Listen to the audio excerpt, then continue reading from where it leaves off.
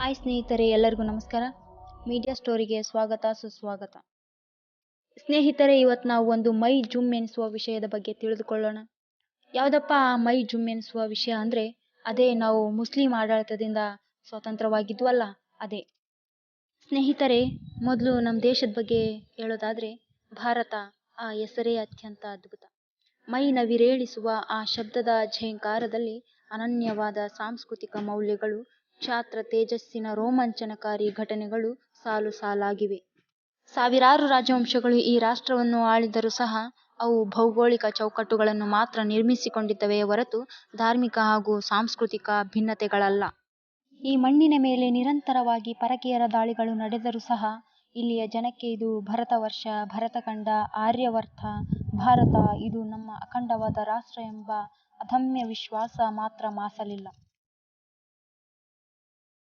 ಆದರೆ 1947ರಲ್ಲಿ ಈ ಅಖಂಡತೆಗೆ ದೊಡ್ಡ ಕೊಡಲಿ ಪೆಟ್ಟು ಬಿದ್ದಂತಾಯಿತು. ಅದು ನಮ್ಮ ರಾಷ್ಟ್ರದ ಮಹಾನ್ ಇತಿಹಾಸದಲ್ಲಿ ಒಂದು ಕರಾಳ ಘಟನೆ, ದುರಂತದ ದಿನ.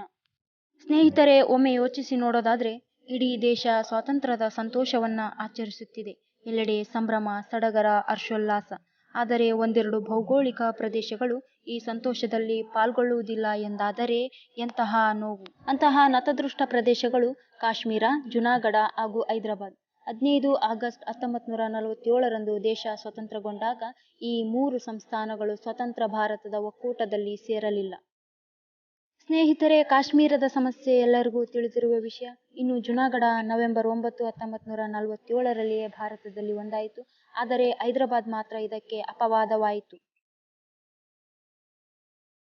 ಹೈದರಾಬಾದ್ ವಿಮೋಚನಾ ಕಾರ್ಯಾಚರಣೆ ಹೈದರಾಬಾದ್ ಸಂಸ್ಥಾನದ ವಿಲೀನ ದೊಡ್ಡ ತಲೆನೋವಾಗಿ ಪರಿಣಮಿಸಿತು. ಅಂದಿನ ಕಾಲಕ್ಕೆ ಜಗತ್ತಿನ ಅತ್ಯಂತ ಶ್ರೀಮಂತರಲ್ಲಿ ಒಬ್ಬನೆಂದು ಹೆಸರಾಗಿದ್ದ ಹೈದರಾಬಾದಿನ ನಿಜಾಮನೆಂದೇ ಪ್ರಸಿದ್ಧನಾದ ನಿಜಾಮ್ ಮೀರ್ ಉಸ್ಮಾನ್ ಅಲಿ ಖಾನ್ ಹೈದರಾಬಾದನ್ನು ಭಾರತದೊಂದಿಗೆ ವಿಲೀನಗೊಳಿಸುವುದನ್ನು ಇಷ್ಟಪಡಲಿಲ್ಲ.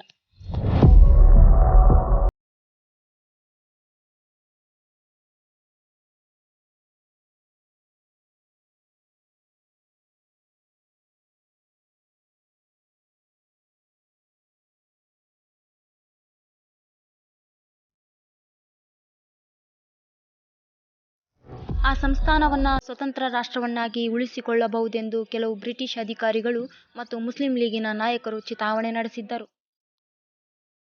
ಸ್ನೇಹಿತರೆ, ಆ ಹೊತ್ತಿಗಾಗಲೇ 1947 ಆಗಸ್ಟ್ 15ರಂದು ಬ್ರಿಟಿಷರು ಜವಾಹರಲಾಲ್ ನೆಹರು ನೇತೃತ್ವದ ಕಾಂಗ್ರೆಸ್ಸಿಗೆ ಭಾರತದ ಅಧಿಕಾರವನ್ನು ಮತ್ತು ಮೊಹಮ್ಮದ್ ಅಲಿ ಜಿನ್ನಾ ನೇತೃತ್ವದ ಮುಸ್ಲಿಂ ಲೀಗಿಗೆ ಪಾಕಿಸ್ತಾನದ ಅಧಿಕಾರವನ್ನು ಹಸ್ತಾಂತರಿಸಿ ನಿರ್ಗಮಿಸಿದರು.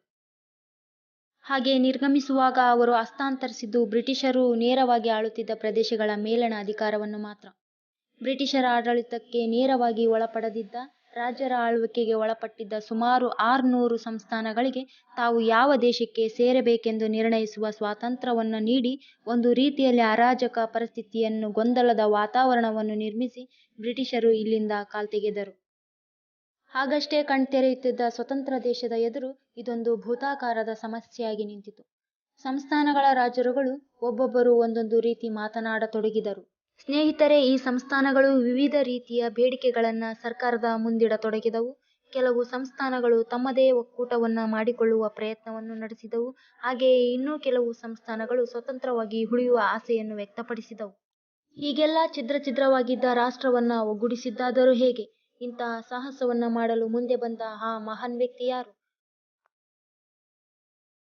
ಇನ್ನುಳಿದ ವಿಷಯವನ್ನು ಮುಂದಿನ ಸಂಚಿಕೆಯಲ್ಲಿ ಚರ್ಚಿಸೋಣ.